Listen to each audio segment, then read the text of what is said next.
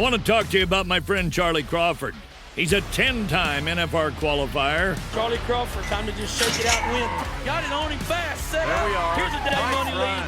lead. You betcha 3-8. That's an absolute perfect run. Timing was perfect from the time the first swing is up. He's got the control. Charlie made it happen by being timed up with his horse with the steer, and being able to not just rope, but to pick that steer's head up without changing the momentum for the heeler at all. We know his beautiful wife, Jackie, all three of their beautiful children, the founder of the Liberty and Loyalty Foundation, which this year will exceed $1 million raised for military and first responders. I've said it 1,000 times. Charlie, it's time to rope, nod and ride, whip and spur. I want to welcome you to the Charlie Crawford Podcast. Let's ride.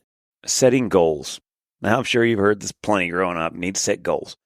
Well, it's different for me setting goals at 46 and say it was as a young kid striving out there to make it roping and rodeo and things like that. So at 46, my goals are a little bit different. So we've had a horse that we had raised and we were going to sell him. I thought, well, shoot, we'll go ahead and keep him. Maybe that way it lets me have something to kind of play with a little bit. And so I hadn't competed in, a year and a half, 2 years.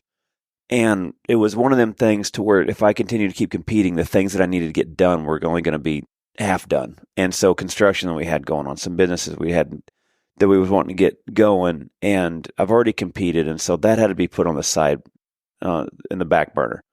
Because in order for me to get some things done, I had to be focused. And so now that them things are kind of let up, which I'm sure everyone understands, sometimes you have time to rope, sometimes you don't. Well, now it's freed up sometimes where I have a few days a week where I can be putting that time towards something.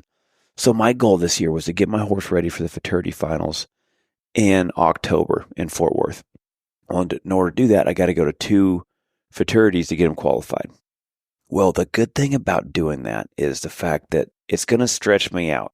I'm going to learn a lot of different things. I'm going to have to go back to roping. I'm going to have to throw more loops. I'm going to have to get out there, watch some good runs, get to some Futurities, watch and see how it's been updated since the last time I've been out there. And, all right, now I'm finding holes in my horsemanship. Okay, what is going to get me better? Well, same thing that always got me better when I was competing. I'm going to have to get around the top guys. Iron sharpens iron. So I was able to go this week to Trevor and Miles Baker, or Trevor Brazil and Miles Baker this week and go rope with them. It was so much fun. Golly, they're how good those horses were. Son of a gun, they were so good. Well, then yesterday I got to go to Joseph Harrison's, and he let me on Air Force One, which is one of the best head horses right now going in the Futurities. I got to get on him and get a feel and ask questions. Okay, what do you see here in the box that I could be doing? Where am I losing this in the corner? Where should I kind of put my left hand and my shoulders opened up to use my feet to get that sharp finish, and just tweaks here and there. And the wealth of knowledge that I've gained this week to try to get my horse ready for this weekend was something I would have never done if I didn't set a goal to get my horse ready for the Futurity Finals. And so I was like, man, alive, like that's it. You forget sometimes just what setting those goals is. It stretches you out. And especially when you're able to get around guys who are better than you, because you're always going to gain knowledge that way. And so now to get him ready for the, October, after this Futurity, now I want to see if I can get him to a couple rodeos. See if I can go to a couple amateur rodeos here around the house. Let's get him used to the banners. Let's get him used to the flags waving in the background, the carnival going off, the announcers yelling, the crowd screaming, the clown in the middle of the arena, the rope barrier. Now, because once I get him going, now I want to make sure that there's no distractions that he could have. So in October, he can work as best as he possibly can. And so, man, what I have learned just in the last week has been amazing. So what is your goals? Is it to get to your first jackpot? Is it to win your first buckle? To get to Vegas, the World Series Finals in Vegas? Whatever it is, let's find out, okay, what is the goal? All right, now how are we going to accomplish that goal? Now who can we hang out with that's going to make us a little bit better? Better with our roping, better in our horsemanship?